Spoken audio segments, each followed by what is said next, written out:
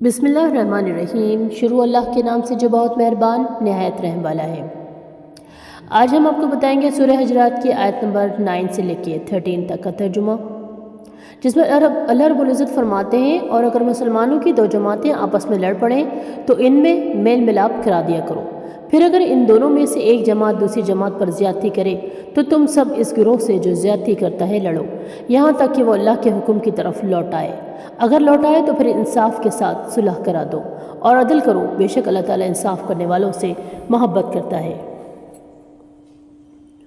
और याद रखो, सारे मुसलमान भाई भाई हैं, बस अपने दो भाइयों में मिलाप करा दिया करो और अल्लाह से डरते रहा करो ताकि तुम पर रहम किया जाए।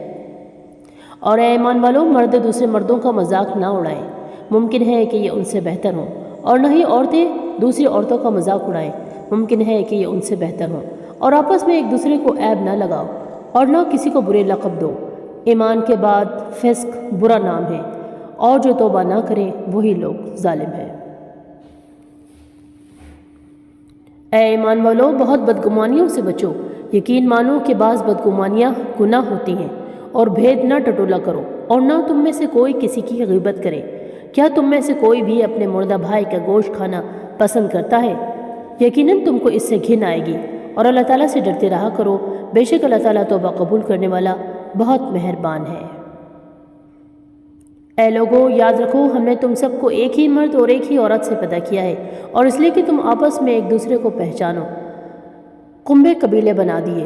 अल्लाह के नज़दीक तुम में सबसे बेहतर और सबसे बाइज़्ज़त वो है जो सबसे ज़्यादा अल्लाह ताला से डरने वाला है। यकीन मानो कि अल्लाह ताला बहुत ही दाना और बहुत बाखबर है। यहाँ पर सूरह हुजरात की आयत नंबर 13 पर हमारी वीडियो का इख्तिताम हुआ चाहता है। अल्लाह पाक से दुआ है कि इन आयत में हमने जो कुछ भी सीखा, सुना और समझा, अल्लाह ताला हम सब को उस पर अमल करने की तौफीक अता फरमाए। आमीन सुम्मा आमीन या रब्बल आलमीन।